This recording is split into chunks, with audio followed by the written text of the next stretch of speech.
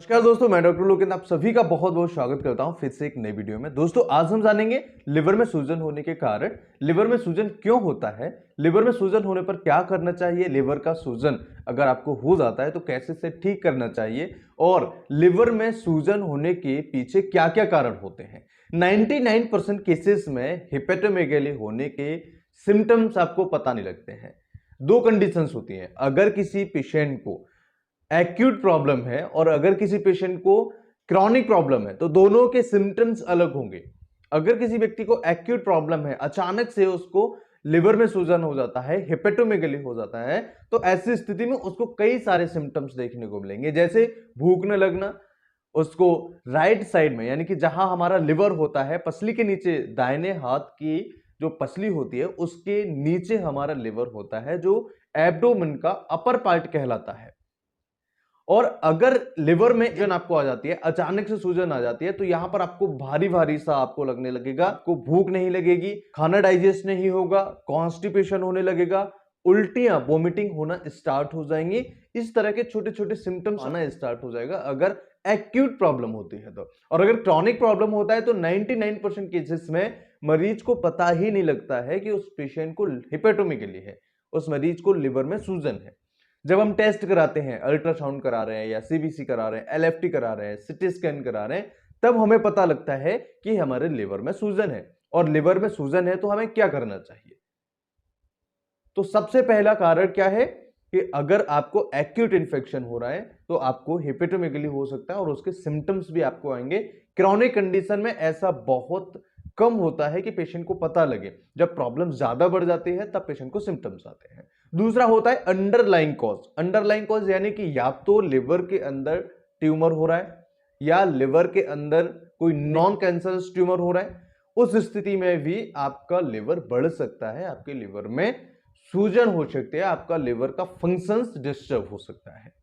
या आपको जॉइंडिस है, जॉइंडिस की वजह से ही हेपेटोमेगैली होता है। और कई सारे ऐसे कारण होते हैं जिनकी वजह से पेशेंट को लिवर में सूजन होने की प्रॉब्लम हो जाती है। जैसे कई सारी दवाइयां, कई प्रकार के ऐसे मेडिसिन होते हैं जो लिवर में सूजन ला सकते हैं। टॉक्सिन्स, टॉक्सिन्स की वजह से भी लिवर में सूजन आ सकती है। कई बार आपको वायरल इंफेक्शन हो सकते हैं, जैसे हेपेटाइटिस में आपको 5 तरह के इंफेक्शन देखने को मिलते हैं, A B C D E. ये जो इंफेक्शन होते हैं इनमें भी बी और सी बहुत ज्यादा डेंजरस होता है। अगर बी और सी आपको सफर कर रहे हैं, आप अगर किसी को है तो ये बहुत ज्यादा डेंजरस होता है, राइट। तो अगर किसी पेशेंट को हेपेटाइटिस है, वायरल इंफेक्शन है, तो उस पेशेंट का ट्रीटमेंट भी बदल जाएगा। उस पेशेंट को अलग अलग प्रकार की डाइट से भी चेंजेस लाने पड़ेंगे। और इसके अलावा होता है फैट, एल्कोहल, और इसके अलावा होता है कोई ऑटो इम्यून डिसीजेस। अगर कोई फैट ले रहा है, ज्यादा बहुत ज्यादा फैट है बॉडी में, स्टोरेज हो रहा है, तो आपका लिवर सूजन आ सकती है, लिवर में लिवर खराब हो सकता है, लिवर कमजोर हो सकता है। अगर ऑटो इम्यून कोई प्रॉब्लम्स है, ऑटो इम्यून डिसीजेस है, उसमें भी आपके लिवर में स्वेलिंग आ सकता है, हेपेटोमेगैली की प्रॉब्लम आपको हो सकती है। अगर किसी व्यक्ति को एल्कोहल लेने की लत है, एडिक्ट है वो पेशेंट, उसमें भी आपका लिवर सूजन हो सकता है, लिवर में लिवर कमजोर हो सकता है, आपका लिवर खराब हो सकता है। तो ये मोस्ट कॉमन कारण है। इंडिया की अगर हम बात करें तो कई सारे ऐसे रीजंस होते हैं जिनमें मोस्ट कॉमन है फैट का बढ़ना। अगर फैट बढ़ रहा है, मोटापा बढ़ रहा है, तो लिवर हमारा आसानी से डैमेज हो सकता है, लिवर हमारा कमजोर हो सकता है, फैटी लिवर हो सकता है। जब फैटी लिवर होता है तो इसके अंदर सेल्स के अंदर चेंजेस होना स्टार्ट हो जाते हैं और ये सिरोसिस ऑफ लिवर में कन्वर्ट हो जाता है। जब सिरोसिस ऑफ लिवर में कन्वर्ट होता है तो इसे ट्रांसप्लांट कराने की भी जरूरत होती है। इसे ट्रांसप्लांट कराने में कई सारे पैसे इकट्ठे करने होते हैं, कई सारे प्रॉब्लम्स क्रिएट होती है, कई सारे टेस्ट कराने होते हैं जो आप सभी को बहुत ज्यादा परेशान कर सकते हैं, परेशानी में डाल सकते हैं। तो जब भी आपको लिवर में सूजन लगता है, एक बार तुरंत अपने डॉक्टर से मिलिएगा, तुरंत जाकर के आप अपने डॉक्टर से कंसल्ट करें।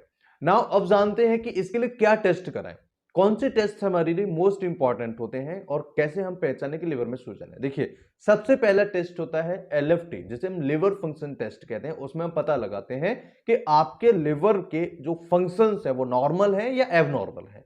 दूसरा टेस्ट कराते हैं सीबीसी, जिसके अंदर हमें पता लगाना होता है कि आपका ल्यूकोसाइट्स जो काउंट है वो बढ़ा हुआ है या नॉर्मल है, कहीं कोई आपको इन्फेक्शन तो नहीं है। अगर बढ़ा हुआ आ रहा है यानी कि कोई ना कोई इन्फेक्शन हो सकता है बॉडी के अंदर, या लिवर से रिलेटेड कोई प्रॉब्लम्स है तो लिवर में कोई प्रॉब्लम आपको हो सकती है। इसके अलावा अगर मान के चलिए इससे भी पता ना लगे तो यूएसजी, जिसे हम अल्ट्रासोनोग्राफी कहते हैं, अल्ट्रासाउंड्स करा सकते हैं। तो अल्ट्रासाउंड कराने से हमें लगभग सारी चीजें क्लियर हो जाती हैं।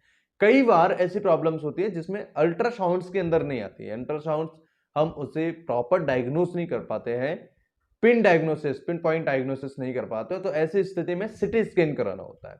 और सिटी स्कैन से जो चीजें छूट जाती हैं, जो समझ में नहीं आती है, जो कंफ्यूजन्स होते हैं, जो डाउट्स होते हैं, वो क्लियर हो जाते हैं।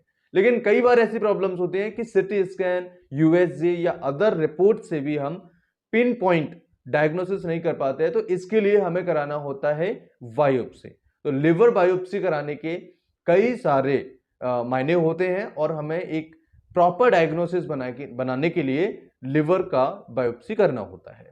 लिवर बायोप्सी करने के लिए यहां पर जो एरिया होता है, इस एरिया को हम शून्य करते हैं और इस एरिया में निडल लगा के आसानी से वहां पर एक छोटा सा टुकड़ा निकाल लेते हैं, जिसे हम बायोप्सी यानी रिपोर्ट के लिए भेज देते हैं। ट्रीटमेंट की बात करें तो हर एक मेडिसिन का अलग प्रभाव होता है, हर एक बीमारी में अलग मेडिसिन दी जाती है। तो अलग अलग बीमारियों से अलग अलग मेडिसिन को ट्रीट किया जाता है। सिंपली आपको दो चीजें ध्यान रखनी है। सबसे पहले आपको डाइट चेंज करनी है। अगर आपका लिवर फैटी है तो आपको फैट लेना बंद कर देना है, कम कर देना है। अगर आप अल्कोहल ले रहे हैं तो अल्कोहल कम कर दीजिएगा। और अगर आप इस होम्योपैथी का सबसे बेस्ट मेडिसिन जिसे चैलिडोनियम कहते हैं वो ले सकते हैं। चैलिडोनियम 30 पोटेंसी में आप ले सकते हैं। दिन में 4 बूंद 2 बार लीजिएगा, सुबह एंड शाम को लीजिएगा। चैलिडोनियम से हेपेटोमेगाली की प्रॉब्लम्स ठीक हो जाती है। लाइफ स्टाइल जरूर चेंज कीजिएगा। अगर लाइफ स्टाइल आप चेंज नहीं करेंगे तो आपकी प्रॉब्लम्स कंटिन्यूअसली बढ़ सकती है। आपकी प्रॉब्लम्स कंटिन्यूअसली आपको प्रॉब्लम इरिटेट कर सकती है, आपकी समस्या को बढ़ा सकती है। इस तरीके से आप अपने लिवर का ख्याल रख सकते हैं, लिवर की सूजन कम कर सकते हैं। डेली एक्सरसाइज करें, फैट कम करें, अल्कोहल ले रहे हैं तो अल्कोहल कम करें। कोई अगर मेडिसिन चल रही है तो अपने डॉक्टर से कंसल्ट करें कि हमें फैटी लिवर तो नहीं हो जाएगा, लिवर की कोई प्रॉब्लम तो नहीं हो जाएगी। इस तरीके से आप अपने लिवर को स्वस्थ रख सकते हैं और मस्त रख सकते हैं। आई होप दोस्तों ये वीडियो आप सभी के लिए बहुत ज्यादा इंपॉर्टेंट होगा। अगर आपको लगता है, अगर आपको ये वीडियो अच्छा लगा तो अपने दोस्तों के साथ, अपने फैमिली मेंबर्स के साथ जरूर शेयर कीजिएगा इसके लिए, और इस वीडियो को लाइक जरूर कीजिएगा। अगर कुछ पूछना चाहते हैं, आपको कोई प्रश्न है, आपको कोई डाउट्स है तो हमें कमेंट बॉक्स में जरूर लिखिएगा। कमेंट सेक्शन में आप हमें एक कमेंट छोड़ सकते हैं, जिससे कि हम उसे जल्दी से जल्दी रिप्लाई करने की कोशिश करेंगे। नमस्कार, thanks for watching, have a nice day, bye bye, जय हिंद।